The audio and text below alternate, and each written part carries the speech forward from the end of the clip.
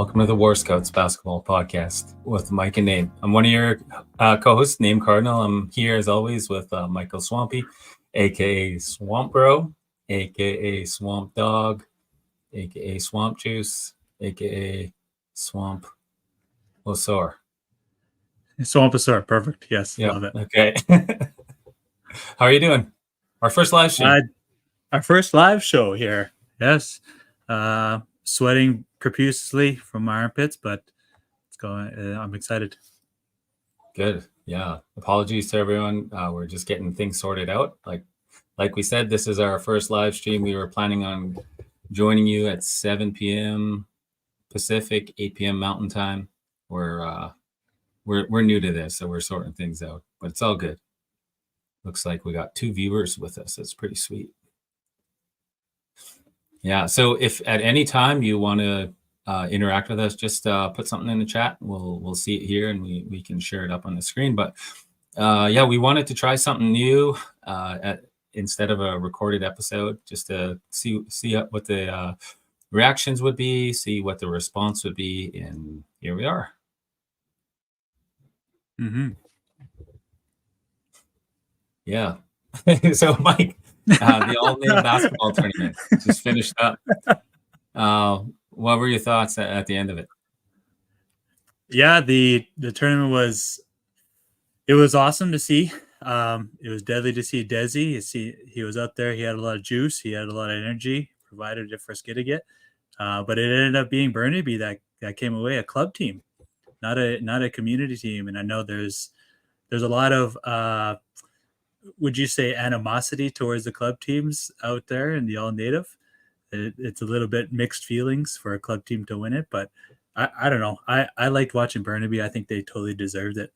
Like watching Kobe McKnight, I think is a little guard out there that lit it up. Like he's a phenomenal player, little point guard who played college. I'm not entirely sure where he played college, but it was fun watching that team play and going against Skidegate for sure.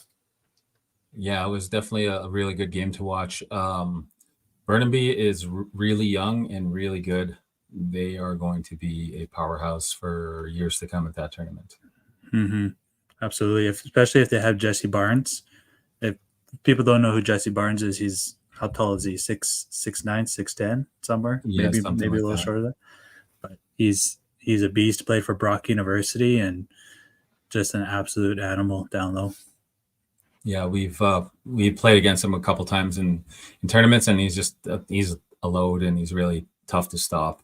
Once he gets the ball and he's around the hoop, like it's almost guaranteed that it's going to be scored. Mm-hmm. Yeah, I was just really impressed overall by the level of competition in both the men's and women's divisions of the tournament. Just really competitive games, and Jacob Tom is unreal. He's just an unreal basketball player. Like, I think I watched like 4 of his games, and every time I watched, it's like he got better as the tournament went on. He had like one monster game where he had a huge triple double. He had like 47, 21 rebounds, and like 10 assists, which is it's unreal. Yeah, and then you were saying next year he's planning to play Masters, so he's not a young guy in any way. He's getting up there, but he's still playing well against these young guys. Yeah, and like I don't even know how regularly he's playing because he's coaching right now. He's also teaching. So wow. And he has a small baby too. So not a lot of time to hoop in there, and he still got it. It was unreal. Kidding. Yeah, I was watching him play against Skidegate. And I was watching the first quarter, and he must have put up, 10 threes in that first quarter. And I was like, oh my gosh, this guy. But he had an amazing game. I think at half, towards the end of the half, he drained a half court shot. And they Skidegate obviously is, people don't know Skidegate has won the all native basketball tournament. I don't know how many times in a row, like 5 years, they had a big run there. So they themselves are a powerhouse team, and Jacob Tom kept his community team in it. Yeah. Skidegate is a perennial champion at the All Native basketball tournament, and they have a great team, tough to beat. Like a lot of guys who can shoot, just really quick guards, and you can Mm-hmm. you can score with the best of them. So hats off to Burnaby for beating Skidiot, and hats off to Jacob for making it to the semifinal with the Kid Kathla. And yeah, and then the Samelkameen basketball clubs are really strong too. The women's team won the All Native again as the repeat champions, and the men's team was right in it, like right until the end. Like they made a few errors at the end of their game and went into overtime. And playing against a guy like Jacob, it's tough to make those kind of errors because Mm-hmm. he'll capitalize on those. And like the game winning basket he scored, like it was on an inbounds play, and like he got the ball. I think it was on the baseline, just like outside three, and he just like there was like 2 seconds left or something, and he just like have like that mindset to like ball fake and then go to the basket and do a layup. Like most guys would just catch it and try to shoot it as soon as they got it, and he just made a play out of it and end up winning the game. But just it was great to see the Samelkameen teams out there again, and seeing how well they're doing, and like just the way they're building up their basketball club there with the Mm-hmm. women's and men's teams. It's pretty awesome. Yeah, I thought they had a really good shot at making the final there. Samilkameen, like, well, for the boys' side for sure. The females ended up winning, but yeah, for the boys' side, they had some really good players. Well, they had Sterling Peterson, who we mentioned previously on the pod, who is also a university player, like really good, solid player. And um, for the life of me, I can't remember the other guards on Samilkameen that are some Oh yeah, outstanding players as well. Jesse Vicia, he played Yeah. at Oh Okanagan yes. College. Shooter. Really strong player. Yeah, Yep. Yep. yeah, yeah. Really strong player. Really good shooter. Just an outstanding leader for their team as well. So Mm-hmm. yeah, they're pretty loaded, and they'll be competitive for years to come. Yeah. Yeah. We're waiting for our invite. All native basketball tournaments. Yeah, yeah. You know, hey, we can enter a community team, we can enter Musco Cheese, or we can enter a club team. Whatever Yeah. you want. We're ready. Yeah, do it up. All Yeah. right. Yep. Last episode with Robin Belanger. What were your thoughts after listening to the episode? I thought that the interview with Robin was an awesome episode. She herself is such a good, like, she's very confident in her goals and what she wants to achieve in life. And I think that came off really, really Mm-hmm. well. Just the way she spoke so well about sort of what she wanted to do with her company, Zagi to win, and uh, and I absolutely believe her. I think she's going to be opening up. I hope she does open up a gym in Alberta, and I think she has the ability and the willpower to do so. One thing I do wish that she kind of touched upon was the difference between U Sports and ACAC, or like CCAA. Like, there's a huge difference, and I tell kids this often, is that, like, I played CCAA, which is ACAC in Alberta, which is sort of the lower level, not the lower level, but like the tier below U Sports. Um, Mm-hmm. and skill wise, for the most part, I think that CCAA, skill wise, is can compete with U Sports, but U Sports, like, physically, just the toll, or like the physicality is entirely different. The people are built like, I would do well in CCAA being a 6'2" guard, but the same person in U Sports will also do well in U Sports, but they're also 6'5" or 6'3". Mm-hmm. You know what I mean? Yeah, Like, yeah. there's a huge difference between CCAA and U Sports for sure. And I wish we kind of touched upon that, but at the same time, you know, for Robin, I much preferred her talking about her career and sort of her aspirations and goals in life. So I thought it was a really great interview. Yeah, I enjoyed it too. I felt like there was a lot of connection there between yourself and her, just like because you're educational choices and your career path choices. Yeah, just that whole kinesiology aspect of it, and the teacher side of it. I saw you nodding a lot and Yeah. smiling at some of the things she was saying when she was talking about like working out and stuff and training and all those kinds of things. I know that's right up your alley. So that I thought that was really cool, and it was really awesome, like to hear about her journey and like her impressive basketball career. She mentioned that she played at the Center for Performance, which is like through Canada Basketball. It's like that's a huge deal. It's a huge deal to be a part of that, and also playing on provincial teams throughout her high school years. Like you could just tell like she was an elite player, and that's pretty cool that she came up through that Pride basketball program and made it all the way to like youth sports and was like one of the leading scorers on her team.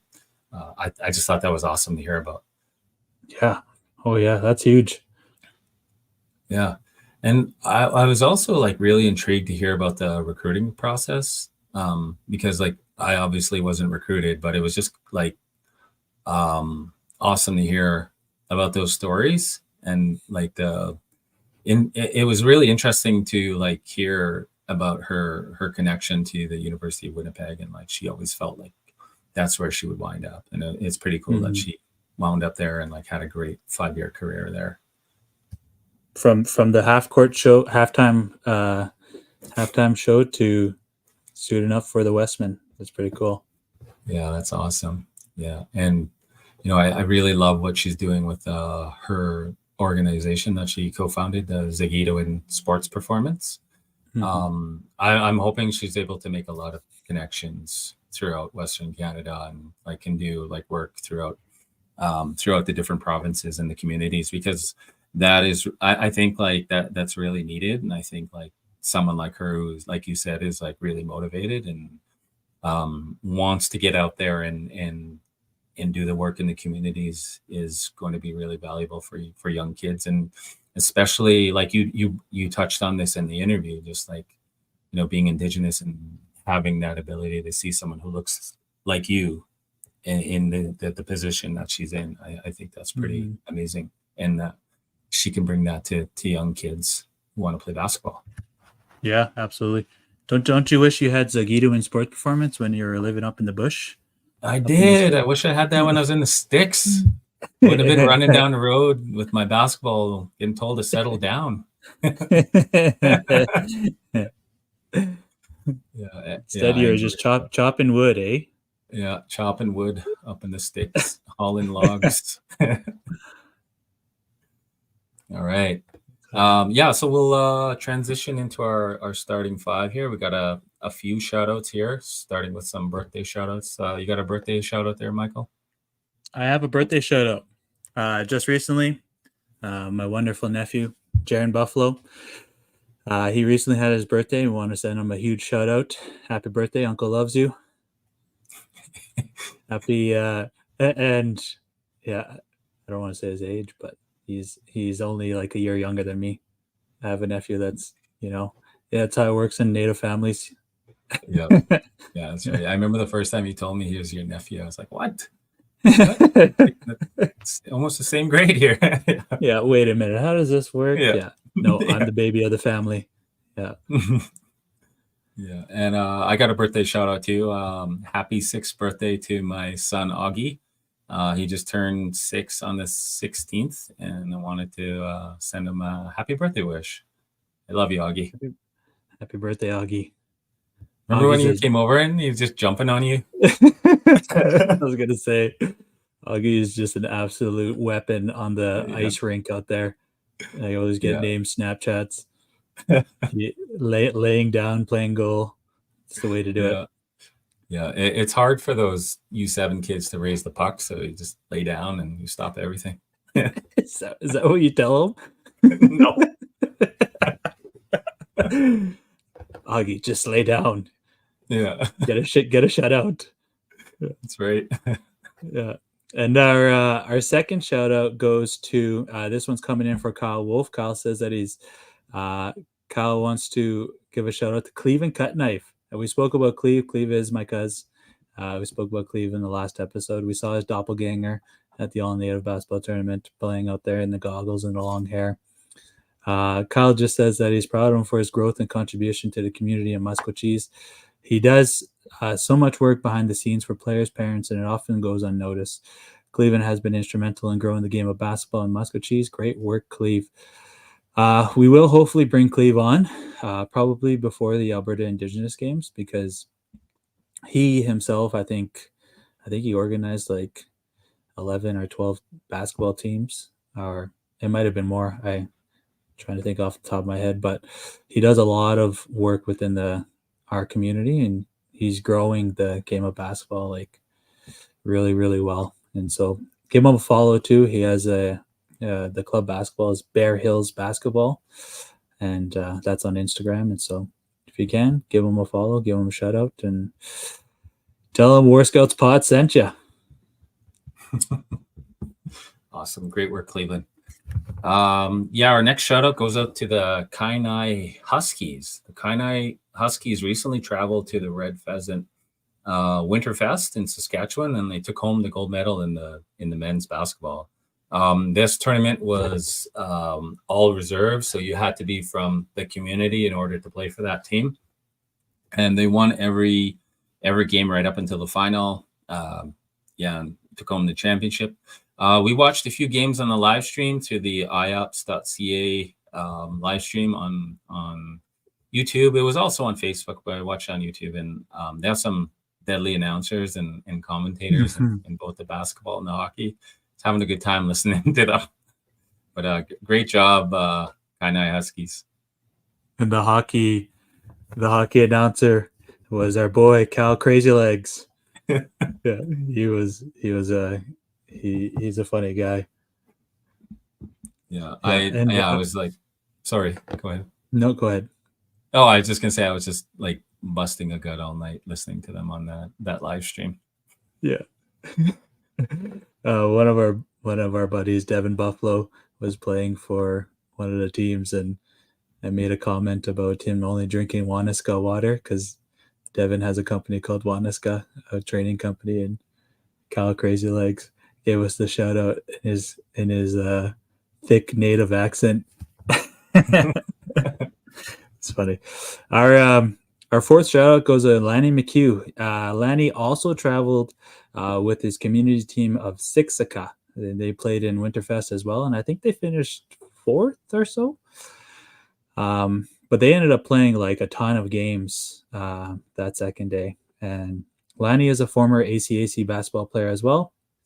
He played at McEwen and Sates, where he won a silver medal for the 2010 CCAA Men's Basketball Nationals with Sate. He is also a native tourney vet who we see at almost all tournaments. He led his community's teams that was filled with a lot of youngsters, and it's really important that guys like Lanny, who are leaders in their community when it comes to basketball, show the way for youth who are up and coming in basketball. So great job to Lanny and Siksika. And shout out to B Fly. Yeah, B Fly was playing as well. And Brennan Yell Fly. Yeah. Yeah. Awesome. Great job, Siksika. All right. Our fifth shout out goes to Truman Soup. Truman is doing a ton of great work with the Grey Horse basketball organization in his community. He's always sharing on Facebook how successful a lot of the kids that he works with are doing in their school seasons, and also with their community teams. They're having tryouts for U11, U13, and U15 boys and girls in Standoff, Alberta on March 4th, 5th, and 6th. There's a $10 tryout fee, which goes towards jersey costs. And it looks like they are planning to travel to go to 10 different tournaments over the club season. He also just shared their new jerseys today, and they look pretty deadly. And if you don't know, Truman is a native tourney legend, and he's also a former ACAC basketball player who played for the formerly known Augustana University College Vikings, Swampy's old team. Yeah, proud alumni. We're gonna be hearing a lot of Augustana on this pod. We got Truman, we got myself, and we got a special guest coming up as well. Deadly. A bunch of Viking alumni. That's right. Should we bring that special guest on right now? Yeah, absolutely. So let me just quickly introduce him. I didn't think we are gonna go right to him, but we are now. This Oh, is how we okay. do. This is how we do it Yeah. in live. Yeah. No time for I editing thought- here. So our next guest is Gordon Naylor. So Gordon Naylor is a Augustana alumni. He is currently now working within Musquecheese for the Musquecheese Education School Commission, and I believe he is a math literacy lead. I hope I got that right. Numeracy, coach. Okay, all right. Literacy's for the smarter people. Oh, Yeah. great to have you here, Gord. Yeah, thanks for having me on. Long time listener, first time caller. Oh, there you go. Yeah, Gord has been one of our loyal fans since the inception, fan since day one, since we began. Yeah. Fellow basketball sicko. Oh, that's why I'm wearing this hat. This is my proudest basketball moment. Is I spent way too much money to go to Game 2 of the 2019 NBA Finals, and I thought I should buy this hat just in case I can't buy one that says Champions with the same logo on it. But I did. Yeah, it just says it says the general NBA Finals, and that's it. Yeah. Yeah. So Gord, maybe if you can just give yourself a quick introduction to our listeners. Absolutely. So, my name is Gordon Naylor. I am a member of the Musqueam First Nation. I was born all the way in Thompson, Manitoba. I lived in a variety of flying reserves until one fateful day put me in Wabasca, Alberta, where Treaty 8. Treaty 8, ee-hee. Way up in the sticks. Not as far into the sticks as Nain, but still pretty far north. Wabasca has a huge volleyball tradition. When I was just looking up my old high school, they made the provincial final in 1A volleyball for like 6 straight years in the late 80s, early 90s. And so it was interesting growing up a basketball fan because everyone loved volleyball. But after Wabasca, I went to Augustana, where my 6 foot tall post skills were nowhere near good enough to even attempt a tryout. If you're 6 feet tall, you get to play center in high school basketball in the north. And then I got a math degree, couldn't find the math factory, so I wanted to be a teacher. Spent 1 year up in Sturgeon Lake before I found my way to Musquecheese. I've been down in the community for 10 years now, and I absolutely love working in the community. Mike started at Augustana in my last year. It was nice to see the second Native person on campus. And it was really cool to see an Indigenous basketball player. And that's when we started bringing out, I gave a tour to the Ermineskin Junior Senior High boys basketball team. And then just like 4 years later, I started working at that school. My first EA, Jesse LaRock, he looked at me and he said, "You went to Augustana, didn't you?" And I said, "Yeah, I did." He said, "Yeah, you gave me a tour." So that I thought, like, this is super cool that like it's just a small world.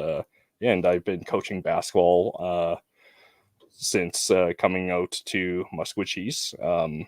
It's been a roller coaster of a ride, lots of awesome memories and lots of growing both as a basketball coach and as a person. So I'll pass it back over to you guys, and thanks for having me on. Mm-hmm. I remember those tours. And you still gave those tours to the kids when you were working in Musquecheese, where you and you still do bring all the kids over to Augustana and give them a tour. They get dinner and when I was playing at Augustana, I got to chat with all the kids, and that was really cool. It was more like a do as I say, don't do as I do type of situation. It's like, what's one piece of advice? Please ask for help. It's something I wish I did more often. Yeah. Yeah, it's great to have you here, Gord. I know you're doing a lot of awesome things in Musquecheese. And just going back to that, your time in Wabasca, going at Mistassini. I don't know how old you are, but I grew up in the 90s, and I remember them being a powerhouse 1A volleyball team. I was a lot younger, but I remember them coming up to my community and playing in a tournament there, and they were just head and shoulders above everyone. Like nobody could stop them. Like we just couldn't believe how good they were, and everyone knew like the Mistassini Mustangs were deadly at volleyball. Yeah, like so many of my peers, are, they're like 5'9" guys who have 40-inch verts. Oh yeah, and yeah, they're just amazing, passionate. I have a friend who really coaches up his like literally 16-year-old team to win the U21 category at Egg all the time. Wow. Yeah, shout out to Waylon Auger. He's awesome. Oh, Waylon Auger, yeah. Yeah. I that's a name I hear quite often when it comes to, because when I say quite often, if there's ever a basketball tournament and a volleyball tournament at the same time, his name is often brought up at those tournaments. Yeah. He's probably like legit my cousin, because I don't know who that is, but he's probably legit my cousin. I have a lot of family in Wabasca, and I'm related to Auger's. So that's probably my cousin. Classic name. Always going up to people asking, "Are you my cousin?" Yeah. Are you native? Yeah. Are you So Gordo, our resident number one fan since day one, who would you say, since this is episode 6, out of the last 4 episodes that we've done, we've had guests. Now, we don't mean to make you have favorites or anything, but who do you think was our best guest? I think, and I told Mike this, I think the interview with Megan Tippler, because both of you have relationships with her through basketball and through a variety of work. It just seemed like that level of connection was like so deep, and you guys understood each other's stories. You understood like more than just the 30 minutes you spent with her on the podcast. So that was really awesome, especially since like Mike was able to graduate with his master's with Megan just a couple of years ago. So it was like you could really tell that like connection and the authenticity, just like how you two have really good like chemistry and connection because of your long time friendship. Mm-hmm. It really came through with Megan's interview as well. With that said, all of them have been awesome. I rewatched the first one where you guys awkwardly introduced yourselves, then each other. It's like, here's Mike. He does this. Now Mike, say the same thing. Yeah, please don't judge us on our first ever podcast. Yeah. Maybe always watch the most recent, because every time we finish the most recent, I always say best one we did, best one we just finished. Yeah. Also, you guys didn't have your backgrounds. Yeah, we got roasted on names, blurry background, and my big red wall behind me. Yeah. Yeah, we've definitely stepped our game up a bit since that first episode. Yeah. Just going towards the chat here. We forgot to upload on Instagram. Uh-oh. That's our bad. We're just streaming on YouTube right now. Oh, okay. Yeah. Okay. After I spent all that time trying to get logged into Facebook, and changing my password. First live here. First live. Yeah, that's right. So Gordo. Yep. Our next question here. Who's your favorite Indian? Just kidding. Probably my mom. Yes. Good answer. Good answer. Good answer. The only person I'm actually afraid of in the entire world, my mother. Okay, if you can give us a top 5 of your best or favorite top 5 Indigenous players, Indigenous basketball players, who would you say? Top 5. Oh, top 5. Well, Mhm. I'm gonna pander to the crowd and say that you guys are at least in the top 5.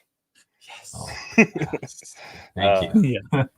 I do see Dakota a lot, and how he just outworks everybody.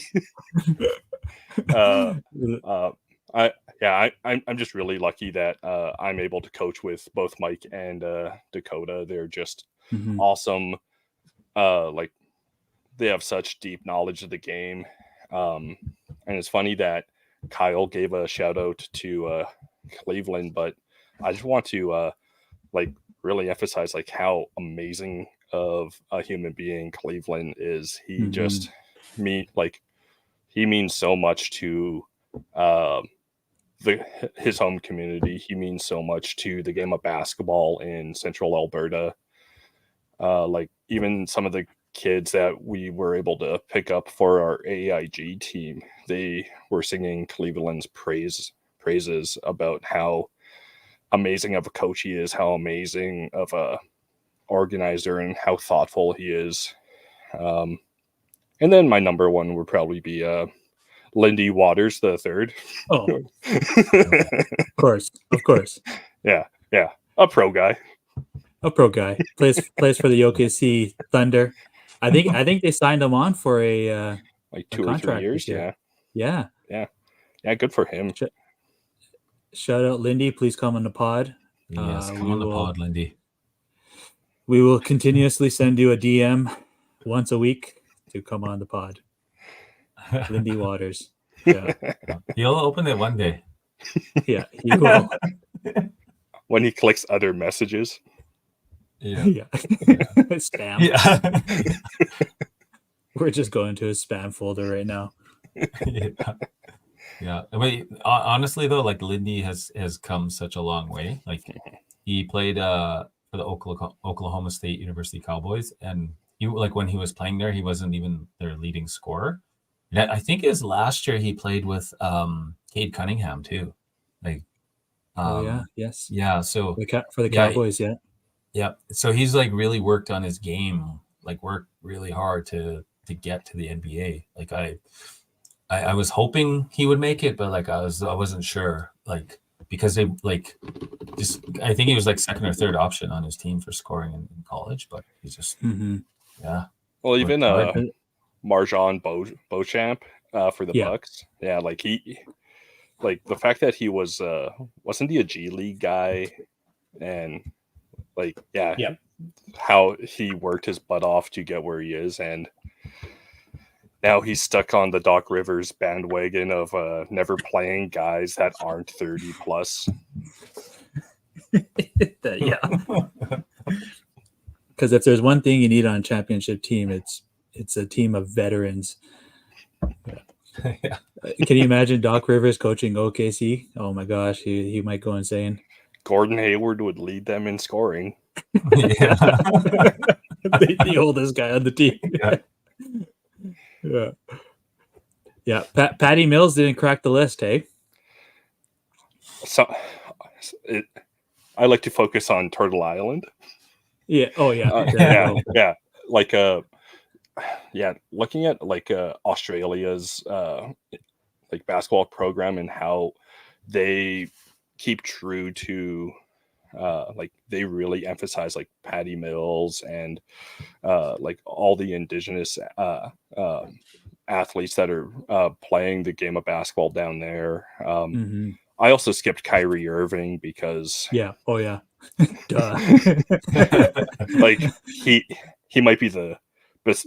There's Jim Thorpe and Yeah. then Kyrie Irving in terms of greatest Indigenous basketball players ever, and Jim Thorpe is the greatest athlete ever. Yes. Yeah. That's a discussion for the future pod, Yeah. for sure. Greatest athlete ever. But Kyrie, I mean, you can't deny his skill. He's Oh, yeah. easily one of the best ball handlers potentially ever in the NBA. He might have the best touch ever as well. Like his finishes around the rim, how Yeah. he decides midair what sort of spin he's going to put on the ball. Yeah. Like, and from just an average sized dude, like he's your height, Mike. Yeah. Oh yeah. Yes. Yeah. Like, and as you're talking about U Sports and CCAA, like the NBA is a completely different monster for a 6'2" Yes. guy. Yeah. And Absolutely. and Kyrie's probably a generously listed 6'2" guy. And it's cool, even for Kyrie and even Patty Mills. Well, I guess for Patty Mills, in his case, like Australia really backs him on a lot of his initiatives he wants to do for Indigenous youth. Like I think they run like like nationwide Indigenous tournament where kids from all over their country go out and play. And I really want to.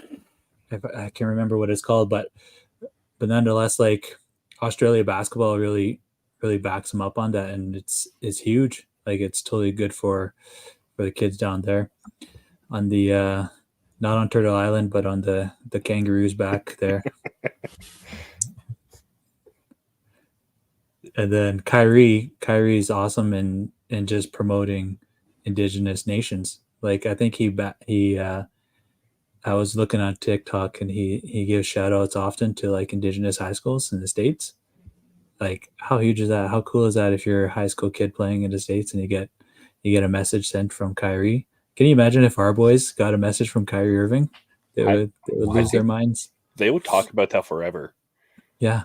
They would talk about that on the court when jogging back on defense. Be like, who are you? You know I got a message from Kyrie Irving. Yeah. Did we mention that? Sorry to our listeners. Gordon and I also coach at Musquecheese Cree High School, so he helps a lot in our programming there as well. So yeah, Mike gets all the grade 12s who are super committed, and I get all the grade 10s who are super committed. Yeah. Yeah. The commitment grows with you, Gord, and then Mike gets some later. That's right. You know what they say? They always say you stick the best coaches with the youngest group, because by the time they reach the highest levels, they know everything. So the coaching is easy. I used to joke with people about when Mike and I used to coach against each other when I was at Ermineskin and he was at Samson. I would tell people one day Mike's superior basketball knowledge is going to outlast my talent. And now I don't have to worry about that. All the kids are together. Yeah, that's right. We amalgamated. Even though we were going to combine teams the one year, but then everyone was sent home. Yeah. Oh, yeah. That's right. And those kids, 2020. I feel like if we were able to do that, we make provincials at the 2A level. We would have been like 9 grade 12s deep with some hungry grade 11s. Like we had a pretty special group of athletes that year. Mm-hmm. Yeah. Sorry, name that you're listening on this conversation, but talking Musquecheese High School basketball here. But the way it worked was in Musquecheese, we had like 2 high schools for some strange reason. Ermiskin had their own, Samson had our own, and we were both 1A schools at one point, and we would get good enough so that we'd be in the top half of 1A, and then our school would grow. So then we'd have to get bumped up a league to 2A, and we'd be good enough in 2A that we'd be in the top half of the league. and then this year they bumped us up to 3A. So now we're trying to climb, but it's tough. Wow. I had no idea you were 3A now. Oh yeah. And Wow. in Alberta, like 3A, it's based off of school population. So 3A is if your school population is between 300 kids all the way to 800 kids. So like going Wow. against schools that have 800 kids is an entirely different animal. So you're playing like Camrose with Task when who else would be 3A? Trying to think, like Holy Trinity from Edmonton. Are they 3A? I think so. Is that? I think so. But we play we mostly just stick in our zone. So like Sylvan Lake, a school in Rocky, Stettler. So like towns anywhere from like 10 to 23,000. And like the on reserve population of Musquechies is like on the lower end of that. So the fact that I personally think we've grown a lot this year. We have such immense talent.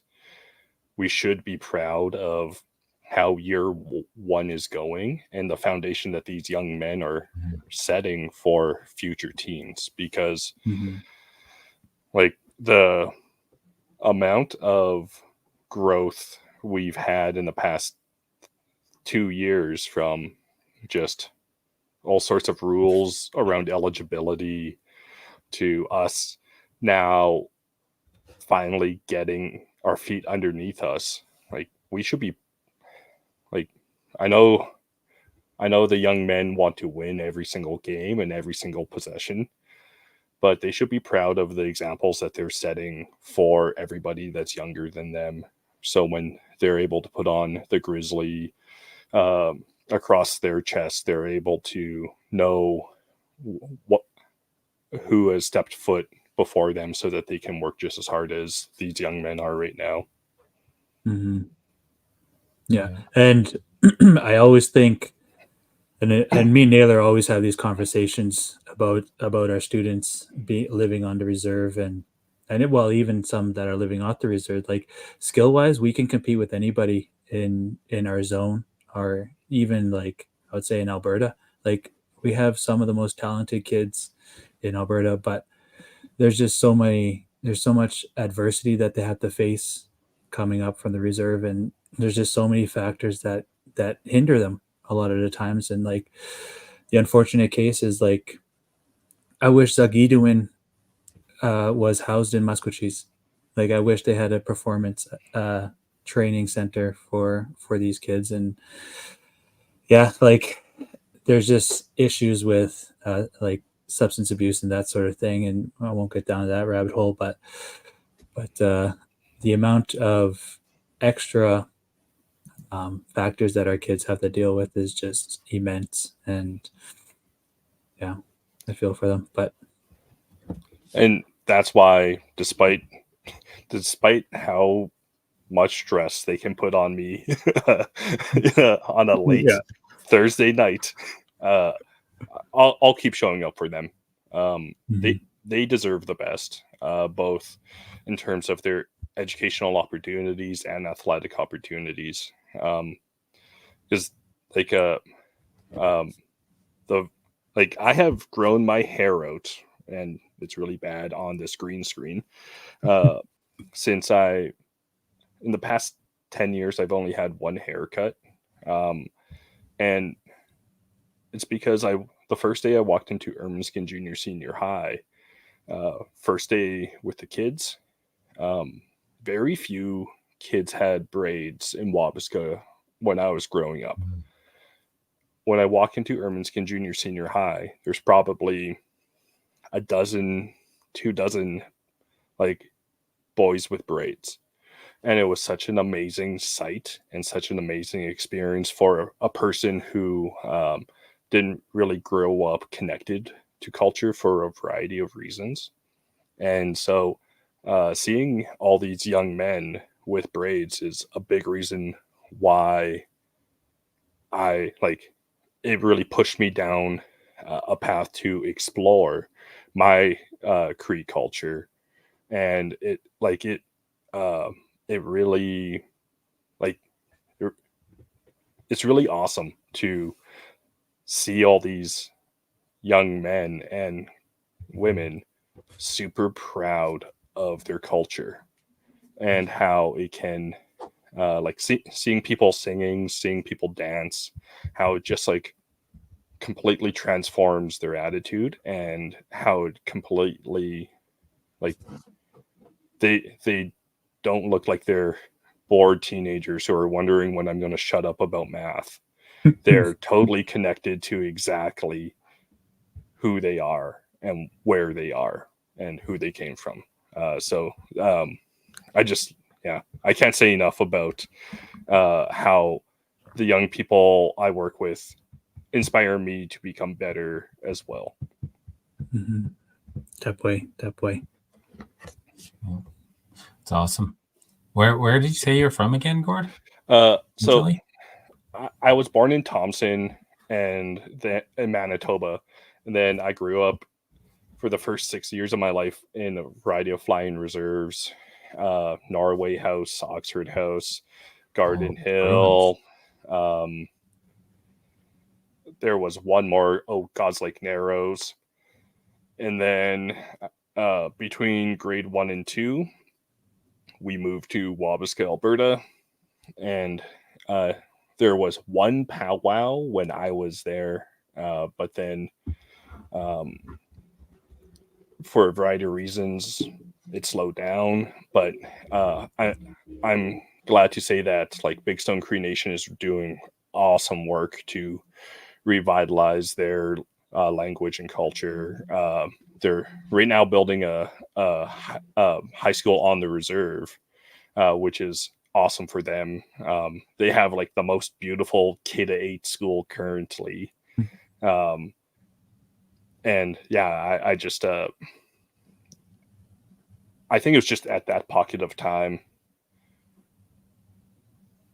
there wasn't a lot within the public school system when it comes to like Indigenous culture activities. And now, like especially in Alberta, with now nerdy teacher talk, with the TQS really emphasizing that all schools within Alberta need to emphasize and foster First Nations, Métis, and Inuit knowledge for all. So things are being awesome in like becoming even more awesome in Wabasca, and I'm super jealous of like that these young people get to grow up right now in Wabasca, because if I wanted to do something fun, I would have to like walk 2 hours to a friend's house, and they get to walk an hour, or like they get to go to the awesome field house that's like filled with volleyball and basketball every night. And I wish I had that. It was built when I was graduating high school. No, that's usually how it works. Yeah. But yeah, like since I've graduated, I know there's been like a few ACAC volleyball players. I know a couple of kids went and played golf in like the States for like D2 schools or D1 schools, I forget. But like if you ever make your way to Wabasca, apparently the nicest golf course in Alberta. No way. Oh, really? That's cool. Oh, Mike's gonna take a road trip up there now. Yeah. Swing the sticks a bit. Yeah, You told me too much already. Yeah. Where you going? Going to Wabasca. Live from Eagle Point Golf Course. Yeah. Oh, okay. I used to go there a lot when I was a kid, because like I have family out there, so I went out there quite a bit. And I remember there was like used to have a KFC for a while there. I remember that very vividly. Getting a bucket chicken. It's nice. Yeah. And I was just asking where you were from, Gord, because I got a friend in the chat right now. His name's Tyler LaValle. He's from Mississippi.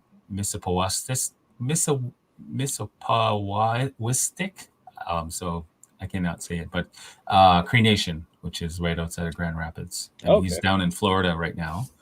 And yeah, he said he met Jim Thorpe's nephew today. Oh, that is Hmm, awesome. Yeah. So Tyler was on council there for 3 years. He's actually a teacher. Him and his wife are teachers too, and they're traveling the world right now. They're in an RV traveling through North America. They took a year off work, and they're going to make their way back to Canada soon and get back to teaching, I think. But yeah, Tyler's a good friend of mine, and he was on council, and he said if he was still on council, he would have sponsored our podcast, but he's not There we anymore, go. so he can't do it. Good pronunciation there. You got it. Oh, thanks, Ty. I thought you were gonna ask. I thought you were asking Naylor where he was from, because I thought you were checking your ancestry.com, seeing where he fits on your family tree. I got a couple tabs open here. I'm just kidding. Turns out you are my cousin. Yeah.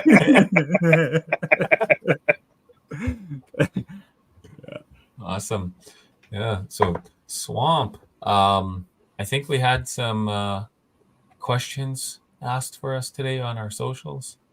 You want to transition to that, or do you want to continue? Just chopping it up a bit, or what? No, we can definitely go into the Ask Me Anything. Gord, it's totally up to you if you want to stick around for this. If not, thanks for coming on. We really appreciate you and supporting our pod. And yeah, you've been awesome. I'll stick around because I asked a question and I want to. Okay. I would like to answer my own question when you get to it. Okay, perfect. You should chime in on the answers too, Gord. Okay. Yes. Yeah. Chime in on this one, Gord. Who asked who to start the podcast? I just know you guys had mics for a year. Yes, that's right. That's right. Yes, we did. This question is pretty easy. Name. I believe it was Name who asked me to do the pod. Like we're in a relationship, hey? Yeah. Who asked who asked me? Who asked? Yeah. You said I love you first. Yeah. No, Name had asked me about a year and a half ago if we wanted to do a podcast. He gave me very vague details about what it was going to be, though. I was kind of unsure and sounded kind of sketchy. No, just kidding. No, we bought mics. We said we would do it. But I think last year I was just finishing on my master's, and it sort of, the conversation kind of faded. And then this year, decided this is our year. Yeah. War Scouts is making a comeback. Swamp was swamped. Yeah. Not this year. New year, new me. Favorite game day food? This could be for the both of you. Oh. For coaching or playing, it doesn't matter. If you have a game coming up. So when I play, it's usually just something light, so I don't feel bogged down. So just ideally fish. When I coach, I have this real bad habit of getting too anxious to eat, so I have to actively sit down and tell myself, eat this food. Otherwise it'll be I eat breakfast, anxious during lunch, and then anxious at supper. And this year I've been really good at making sure I eat, but I used to just in my head, did I push them too much? Did I not push them hard enough? And I would just get into my head too much and just forget to eat. So when I played, it was something light, but when I coach, it's whatever is in front of me. Yeah. As long as I eat some fruit and a sandwich, I'm good. How about you, Name? Just consume nutrients. Yeah. When I'm coaching, I also eat whatever's in front of me, and I'm always happy because I'm like, oh, I get to enjoy this, and you guys got to play, so I get to eat whatever I want. So Yeah, usually a nice pot of Kraft dinner and wieners. I'm just kidding. Well, there we go. Yeah. Yeah. Yeah, when I'm coaching, it's usually anything, but like if I'm playing, like I try to keep it light. I'll try eat maybe like minimum 2 hours before I'm playing, because it just, yeah, sometimes you get that stitch. But like, you go in tournaments and stuff, you're on the road, like you got to try eat right. And a lot of times, Subway's the go-to for when you're on a basketball trip. That's the way it's always been. We're basketball players. Of course we eat Subway. So, Subway sponsor us. It's great. Yeah. Scotty Barnes, come on, man. Yeah. Well, Yeah. What about you, Mike? For me, I think I was having this conversation with my wife, like thinking, what do I eat before games? And she immediately said, well, you usually always try to eat at least 4 hours before the game.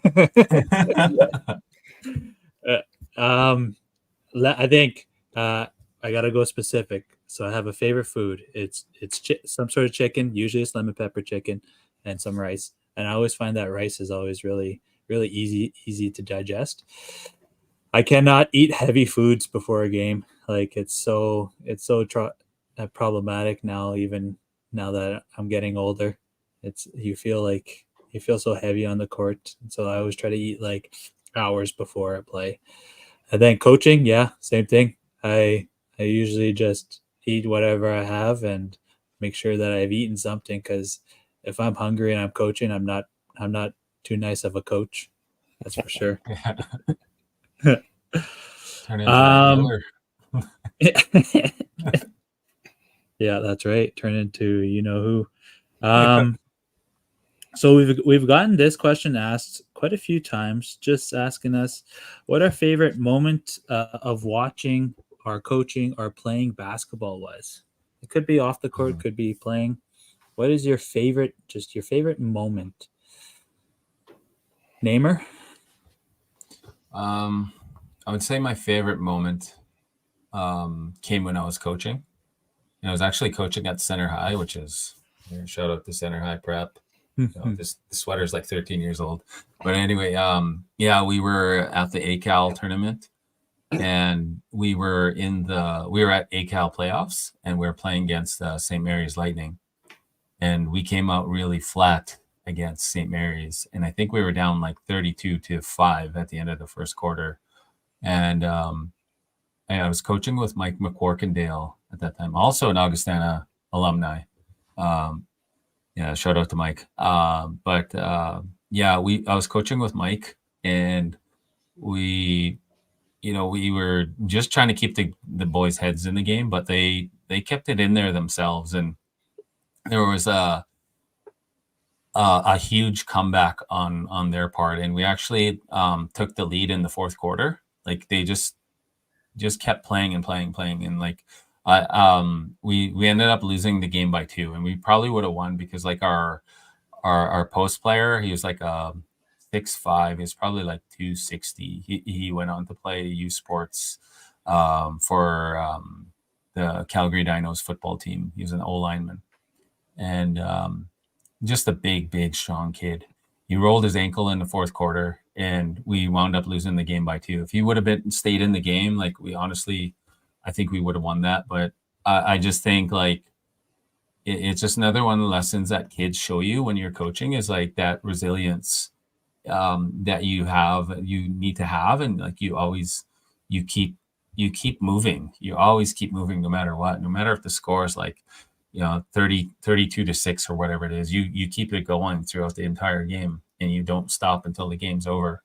And that was honestly, like, I felt like that was like one of the best moments I ever experienced in basketball, was knowing that you never quit no matter what, and there's always a chance. So I always like kept that with me no matter what I did. And I learned that from coaching kids, and that I always think about that all the time when thinking it's time to quit. I think about those boys and the way they kept going. So that was my best moment ever, I think, in basketball. Gord? Oh, I hate to do this to you guys, but it was when you guys were coaching at a Mesquite, And, oh yeah. There we go. You were coaching a guy that had just transferred that year from Ermineskin up to Amiskwaci, and this was we did a home and home, and this was when you guys came down to Ermineskin, and we came out pretty flat, and then I think we're down by 1 or something. The ball goes out of bounds, and I can call a timeout to advance it. So I draw up a play. We run the play. The guy I want to shoot gets the shot I exactly drew up. He missed it. But my captain grabbed the rebound and went up and got an and one. And I was super excited, and I just tell him, Daniel, miss the free throw. They can't call a timeout because there's like 1.2 seconds left. And like Daniel made the NAG team that year to go to Toronto, and he just looked at me and all he said, I don't miss free throws. Hits it. and I was like, okay, now they get to call a timeout and try and go for the win. Like luckily we played good defense, but yeah, when he looked at me and said, I don't miss free throws, I was like, oh, cool. Yeah. Try to do something strategic here, Daniel. Yeah.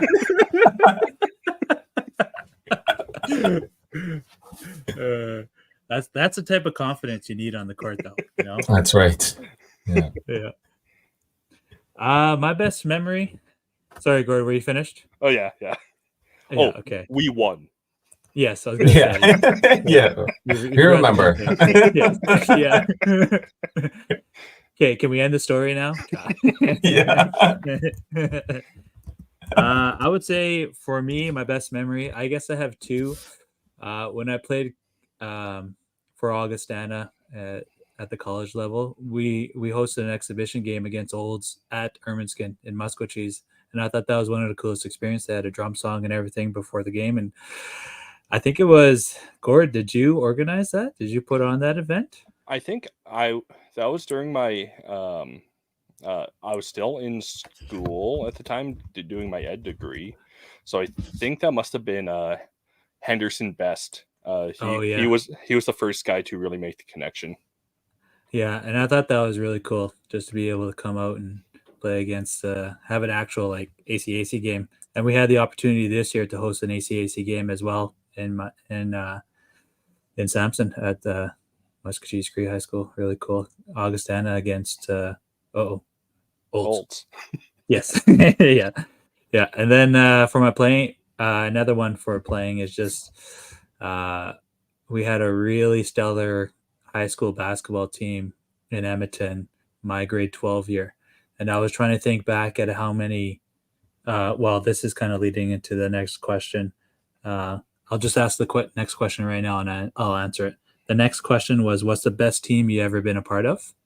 Mm-hmm. So I'll let you two think about that. But that team, thinking back in high school, like that was a pretty stinking good team. We had one player that played for Team Canada, the junior national team. And then I think there was about 8 of us that ended up going to play university and college. So we had a really stellar team, and we ended up winning the city finals in Edmonton, went 18-0, and winning the championship was probably a really cool. Well, it is a really cool memory that I remember. So, and it was also one of the better teams that I played on. Yeah. I was there. I saw that game. That's right. You were. Yeah. We got to figure out how to use this StreamYard thing. I wish I could just pull up pictures left and right, but yeah, it was a picture of me, you, and Codes. Yes, and Codes just looks skinny. All 3 of us skinny. Yeah, we're all in shape still. Yeah. Yeah, I thought you were gonna say it was your 32-point game when you went off. Oh, in Lethbridge. Yeah. You know what's funny about that game? Let me get into it. No, I'm just kidding. Yeah. Story for another time. Yeah, totally. Name your best team you've ever been a part of. What do you think? I would definitely say it was my year at Concordia. We had a really strong team, and we won bronze medal at the ACACs. Just like a whole lineup of really good players. Like we had Adnan Ajdarovic, just like super talented, super athletic player. Paul Cooperis could just shoot from anywhere. Had a couple of really strong posts, like were like ACAC All Stars. Chris Raymond, Misha Shinkowski, late Misha, rest in peace. Also, who else do we have on that team? We just had like a bunch of other players who could just play. Like Trevor Dreger is just a great defender. Jason Smith, and like the whole lineup was really strong. And I know we had a good chance to win it all that year. And I don't know how I got on that team, but I made it on that team. And we were really good. Like not me, but the guys were. I was gonna say you made that team because you're training, running with the basketball, and Right. you proved all the doubters wrong. Those who told you to settle down, you did not settle down. That's right. Yeah, the good times. Yeah. Naylor? So like high school basketball was sporadic in Wabasca, so I didn't play post-secondary, but I did play with a very fun group of former Augustana Vikings in the Edmonton Summer Basketball League. And we had just hilarious moments, and like it was just awesome to see like these guys that I was friends with but never played on the court, and just their intelligence. And we played with a former U Sports guy who he was probably like a decade older than us, but he was so much better than anything I could have ever wanted to be as a basketball player. But yeah, we had a really fun time. I think we finished third in the brief 2-month summer league that we played. Yeah, just having a blast. Guys who had never shot a 3-pointer in college walking in, calling themselves a stretch 5 and airballing the first 3 they get. Yeah. Turning around and telling everyone on the bench, I nailed that. Eventually those threes are going to go down. We have a big guy, a high schooler kid on our basketball team, on the JV team. Every single game, he always asks Naylor, "Oh, can I get the last shot? Can I hit a 3 this last shot?" Lo and behold, he's been hitting 3s. Yeah, beginning of the year, we were making fun of his jump shot. Now he's hitting them. Like he's, if you believe, you'll make it. You make it happen. These JV kids have improved a lot. Oh, absolutely. Like the amount of skill development, which good transition, Naylor. What is the most important skill or habit you believe young athletes should develop? Naylor, what do you think? It's definitely a combination of hard work and being humble. Like skill will, if you're blessed with having like touch and like if you're skilled but don't work hard, that's one thing. I'd rather have a team full of guys who work really hard and are coachable than like a guy who says, I'm just going to shoot 3-pointers from the logo. I could not coach LaMelo Ball if my life depended on it. Yeah. And so it's the combination of effort and humility. Mm-hmm. That way. Name? I can't argue with that. Great assessment of it too. Yeah, absolutely. For me, it's a 3-point shot. If you can't shoot a 3, what are you doing? Yeah. What are you doing? Don't talk to me. Can't shoot a 3, don't talk to me. Who were your basketball role models growing up. Basketball role models growing up. Now, for this one, I kind of took it two different ways. I thought of somebody that I knew personally, and then I also thought about who I also watched on the television. And I remember, so when I first started watching basketball, it was post Vince Carter. It was after Vince Carter had left. And so I was stuck watching the Jose Calderones, the the Mo Peets, Bargnani. the Bargnani. And I will say that Jose Calderon, I just loved his attitude. Like the guy he was never mad. He was he was always emotionally just stable. And he was such like a, I don't know. I always thought like, man, if I could play with that guy, it'd be so cool. And I was thinking that in like high school or like junior high. I don't know why, but I thought he just resembled what I wanted in a point guard, you know? And then personally, I think growing up, the obvious answer is my brother, my older brother. He's the one that kind of introduced me to the game, and he's the one that sort of took me under his wing and sort of taught me everything that I knew growing up playing ball. And so, yeah, I bet you never thought that my two answers would be Jose Calderon and my older brother, but So much overlap. yeah. What do you guys think? I can go.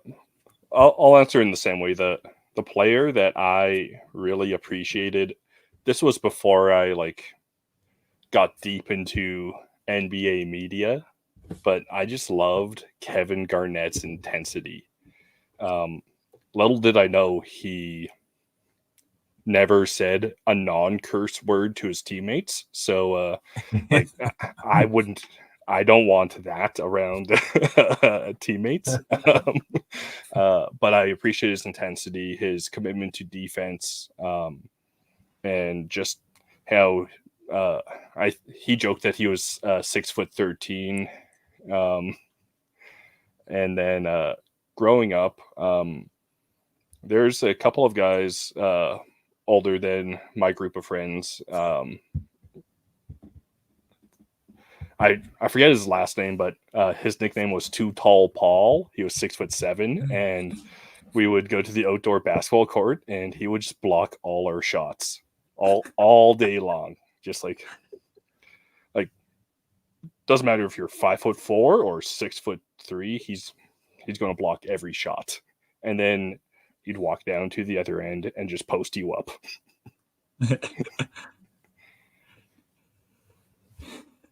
So just name, are you gonna answer?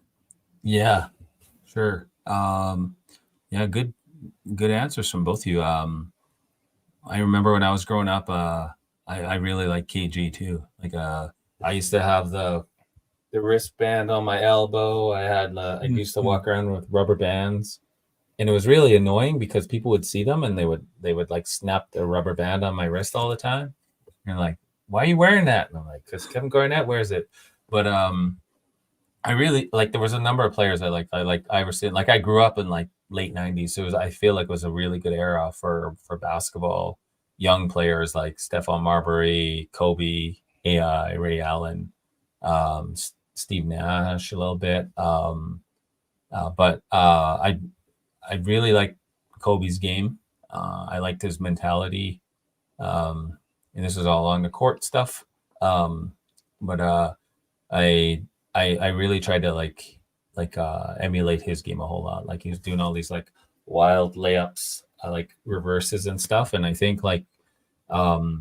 just practicing those, messing around and stuff, that really helped me a lot, with finishing around the basket and stuff. So that was what I enjoyed. And then also I personally, I don't really know. I didn't have a whole lot of basketball role models when I was growing up in my community because, like I said, most people just played basketball for fun. There was a few good ballers, but it was just kind of something they did. They had a main sport in basketball was was something that they just kind of did as a secondary thing. But there was one guy from our community who went on to play ACAC at Nate, and his name was Charlie Rosenberger. And I guess like I kind of strive to like follow in his footsteps to play college basketball. Mm-hmm. Just looking at our list here, and I see Gordon's question. Gordon, did we answer your question? Absolutely. I got to say Kevin Garnett. There we go. My favorite basketball player, definitely Steve Nash. I should have mentioned him. He's also one of my role models for sure. Last question, because I know Naylor needs to, Name needs to head out here. So our last question is, there's a lot of good ones. But where do we see the pod in the future? Where do we see the podcast going? That's a great question. All the way up. Let's start tagging Bill Simmons. Yes, there we go. Yeah. Naylor, where do you see our podcast going? I think like this topic of Indigenous basketball is like, you can view it as niche, but that's how all podcasts start. You guys do a really good job hosting the show, and I think I really hope it continues to grow. There's 4 people watching now, including myself. I think you guys like. I think we the fans can get you big. We can get you Alberta big. Yes. Kyrie Irving big. Hopefully we'll get there. Yeah. Name, what do you think? Yeah, I don't know. Sky's the limit. That's how I see everything all the time. Sky's the limit. We'll see where it actually goes, but I'm just happy to be here and to be doing the podcast. It's been really fun. It's been great to meet new people, like meeting Robin, someone we recently connected with, and just like even the people that we've been talking to on our Instagram direct messages and people reaching out to us and stuff and supporting us. Like I just love all that, and it's been a really cool experience. And like even bringing our number one supporter on, Gordo, it's been really cool. But yeah, I'm hoping things can get a little bit bigger, but we'll see. Yeah, I know we spend a lot of times looking at our